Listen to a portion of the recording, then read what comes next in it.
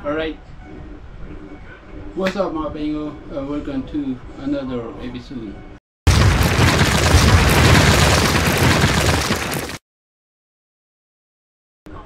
Hero 11, yun na. Kita yung front screen. And hindi ko na alam yung sounds kung clear kasi wala akong mic adapter na external. So ngayon, vlog natin yung content is meron tayong dumating na package yan. So i-unbox natin microphone with wind noise reduction or wind noise eliminator, and ito ay galing kay Racing Boy. Kita ba? Yan, kay Racing Boy. Unbox.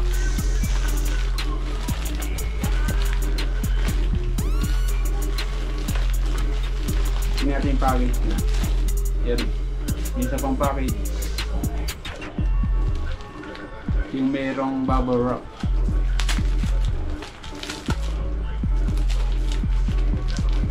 Ano yung siya, no? Secure. So ngayon, ito yung mic adapter.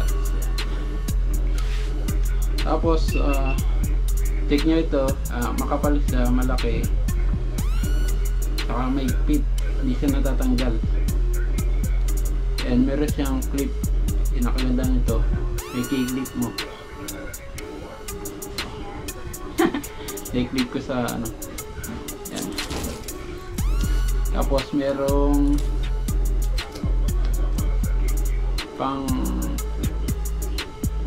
pang-tie ng cables kung may kasi yung gusto mo.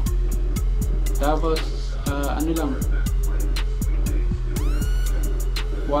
12 inches yung haba ng cable, and ito ay braided hoods. Medyo malambot siya mga paing,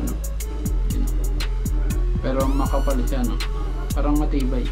Saka ito maganda, naka L-type para hindi siya prone sa putol ng wire sa loob. Secure. So okay to, okay, panalo sa akin yan. Alright, so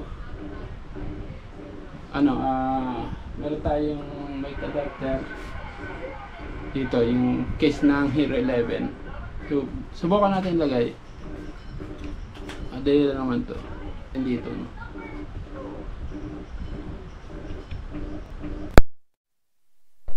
Alright, my bango. So test mic 1 2 3, test mic 1 2 3 with mic adapter saka Racing Boy microphone. Test mic 1 2 3, test mic 1 2 3. Go. Hello, gumagana ba? Alright. So ngayon, alisin natin.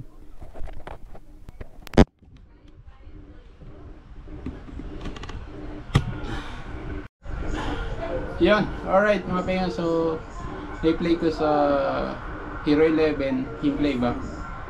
And itong Hero 11 kasi maganda yung sounds quality nito. Kaya matetesting ko yung maganda ba yung microphone, lumakas ba or hindi.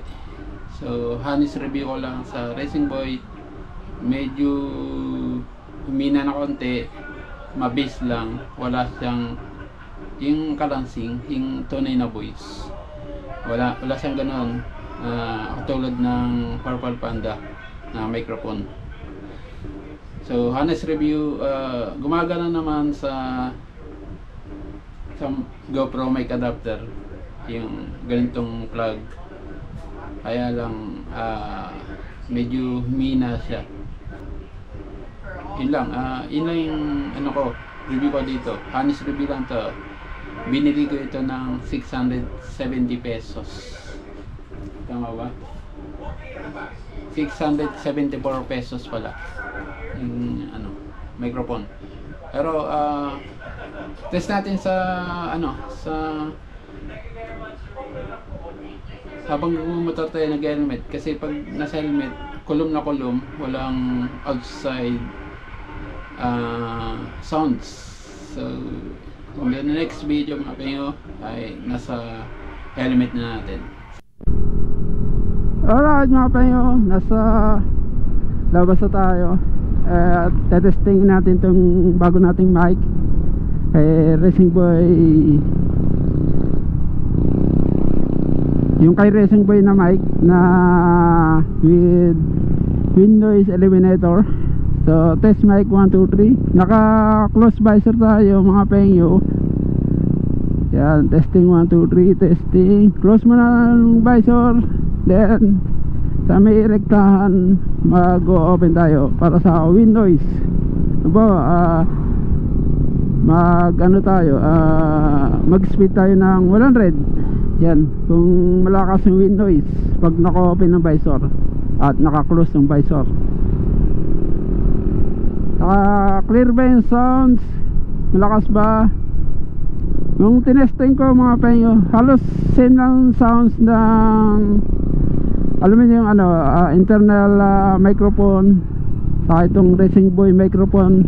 Halos kasing lakas ng sounds kasi maganda yung mic ng ng Hero 11.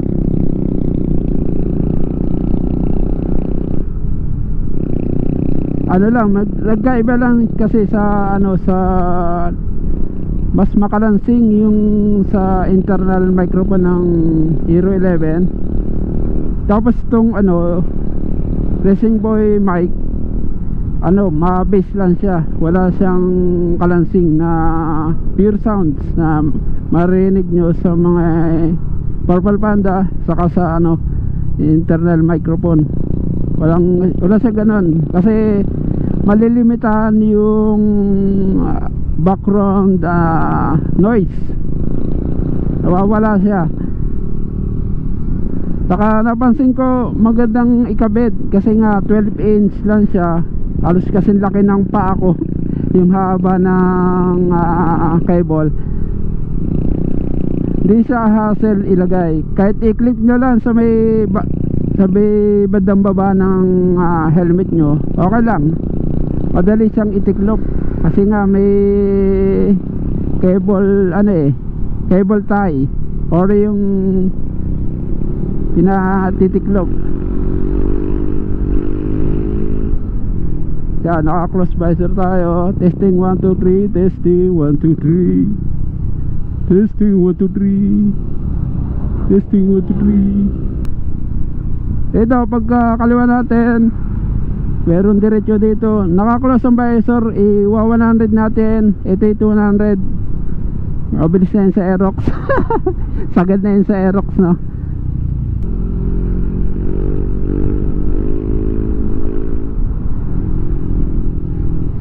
Grabe, kasabayan tayo mga penyo. 70 kph, 86. May wind noise ba? Try and error, try and success.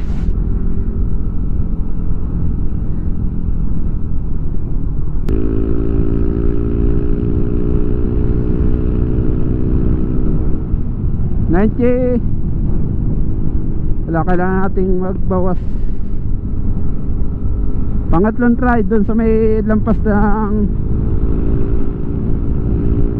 intersection. Okay.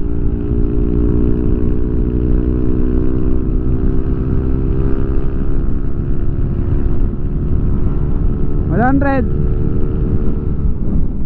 May wind noise ba? Check nyo lang mga pengo habang umaandar tayo. Testing lang to huwag nyo gagayain pawang professional lang gumagawa nito. Joke lang.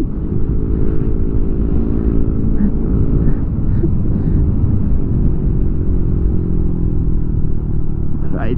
Yan, alright mga pengo, nasa Pabugarin na tayo sa may Bulawan floating restaurant. So rinig ba yung boses ko? Naka-open ang visor natin. Tetest natin yung wind noise pag naka-open ang visor at 100 kph. Tinunan natin matetesta ng 150 kasi Aerox lang yung motor natin. Ngayon test natin ng 100 ng Naka-open yung visor.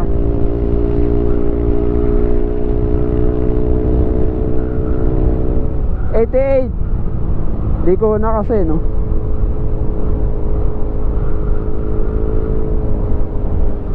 $77.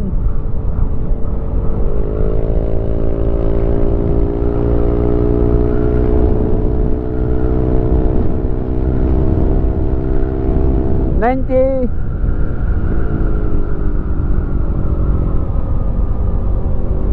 Hanggang 9 kilo tayo. Mamaya pagbalik, test ulit natin. Hanggang ano lang tayo dito, overlooking dito. Sa yun, kita yung windmill, oh. Tingnan nyo. Zoom natin, kita yung windmill nyan. Maganda dito mga penyo sa Bugarin. Ang daming ini-improve na lugar, oh. Ayun, oh. Ayun, oh. Tapos mambangkingan na yung hanap mo, dito ka na.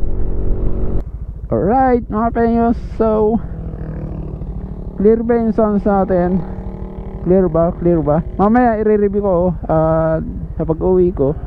So, sabihin ko sa inyo yung yung final honest review natin dito sa ating bagong microphone na kay Racing Boy ko binili, no?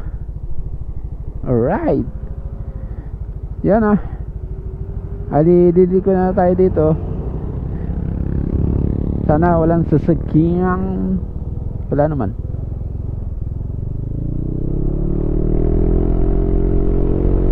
Ito, naka-open ang visor natin. Saka open area dito. Ramdaman nyo yung hampas ng hangin. Yun ang lakas ng hangin. Ayan, 75 yung speed natin. Tapos may salubong na hangin. Yan, sumisipol yung hangin.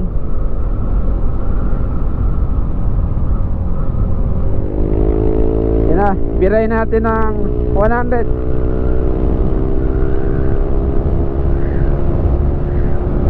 Yan na, 100 na yan, 100. Slow down kasi paliko. Open lang yung visor natin para matest yung wind noise. Kung nata-terminate niya yung wind noise niya. Ako, maabutan kay 4 wheels. Hindi natin matetest. Pero malakas yung hangin pero okay na yung test ko kanina. Nag 100 naman ako kanina dun. Kaya bagalan natin ng konti. Dito natin bibira pagliko. Yan, pagliko dito.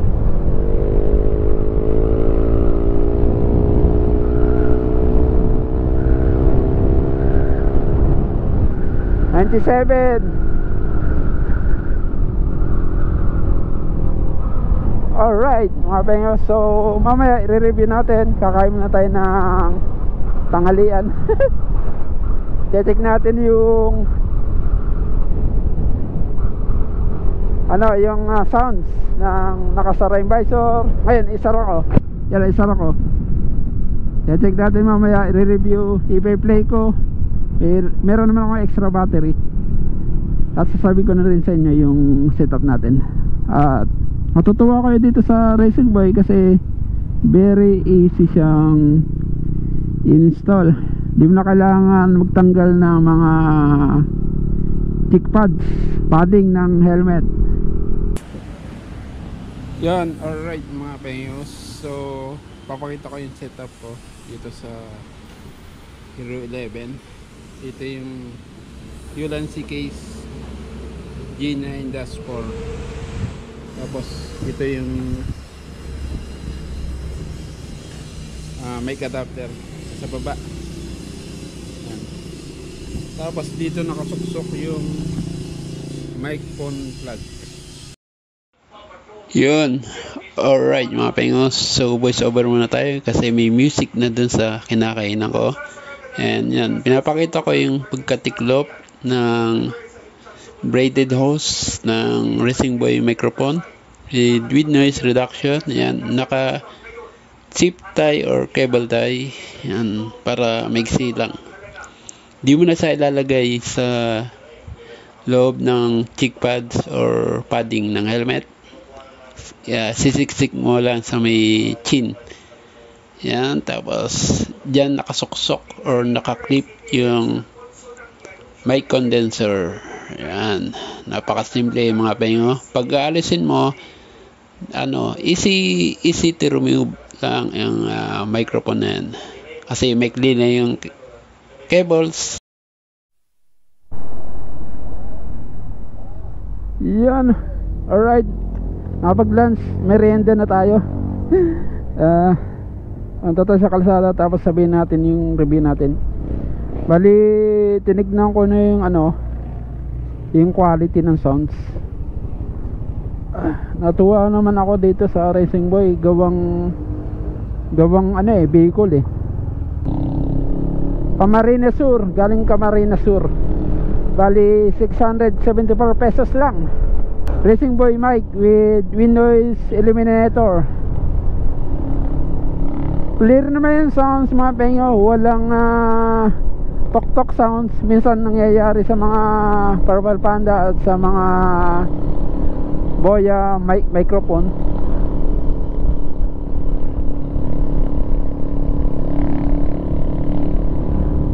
Saka nagustuhan ko yung mic plug nya. Naka L-type siya, para hindi siya hassle at hindi masira yung connection ng wire. Good na good. Saka malinis tignan.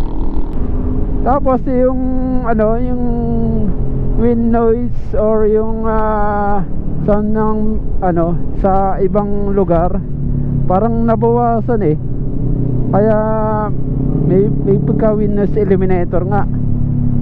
Kumbaga mas malapit yung sakop ng sounds.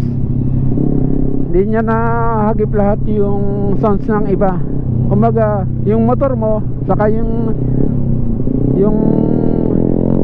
napakaingay yung motor mo saka sa salita mo lang halos marinig mo. Pero yun sa ibang lugar nabawasan. Kaya lang mga pengo, napansin ko mabase siya. Tapos yung kalansing, yung treble ng salita nabawasan. Pero titingnan natin sa iba pang mga vlog natin at masabi sa mga viewers natin kung okay ba itong Racing Boy microphone with wind noise eliminator. Delikado yung ginawa mo bago yung gulong niya. Okay ba siya? So, testing 1, 2, 3. Testing 1, 2, 3. Saka pag sumisigaw, hindi masyadong awkward. Sa mga napapanood ko. Ang linis niyang tignan. Maganda siyang gamitin. Madali siyang uninstall kasi nakaklip lang Halimbawa, maglilipad ka ng microphone sa ibang helmet. Napakadali lang alisin. Di mo na kailangan ng tanggalin yung yung mga paddings ng helmet mo. So hindi siya hassle. Hindi ka kakain ng oras. Saglit lang. Kaya gusto sa akin mga pengo. Kaya lang walang masyadong kalansing and ilang ang walang masyadong kalansing. Pero halos walang wind noise. Tinignan ko na yung sa sa camera. Na-play ko sa Hero 11. Okay siya, okay siyang gamitin na pagiging vlogger. Kasi nakakairita ba yung tayong mga vlogger. Ako vloggeris lang. Yung wind noise parang nakakairitang panoorin. Pero kapag meron tayong pero kapag meron tayong big bike, patatesting natin yung wind noise talaga. Kasi pag mabilis yung motor, malakas yung wind noise. Yan, alright mga payo, yun ang vlog natin, and ilang review dito sa Racing Boy mic with wind noise eliminator. Kaya marinig nyo yung mga sounds dyan ng truck, kung rinig ba or yung sounds ko. Pero sa review ko, pinanood ko, parang sa akin lang nasasagap yun ang maganda. Kasi habang nagsasalita ka, clear ka. Ikaw yung clear, hindi yung katabi mo yung naririnig. O di ba? Ikaw lang yung naririnig. Kaya lang pag may nagsasalita sa harapan mo, baka di siya marinig. Kasi with wind noise eliminator, no, di clear yung katabing kausap mo. Yun ang downside siguro nito. Sunod na video ay i-compare natin sa Purple Panda mic and itong Racing Boy mic with wind noise eliminator.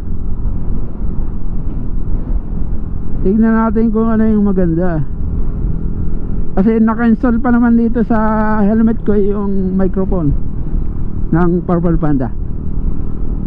Tignan natin kung alin yung mas maganda, alin yung mas quality na sounds. Pero sa akin, kung kalansing lang yung pag-uusapan, dito ako sa Purple Panda. Kung wind noise ang gusto nyong matanggal, dito tayo sa Racing Boy. So yun lang mga payo, magkasubali sa another episode.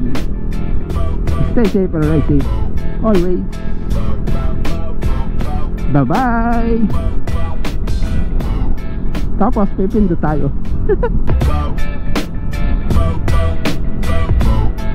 Pas palit ng battery, ano?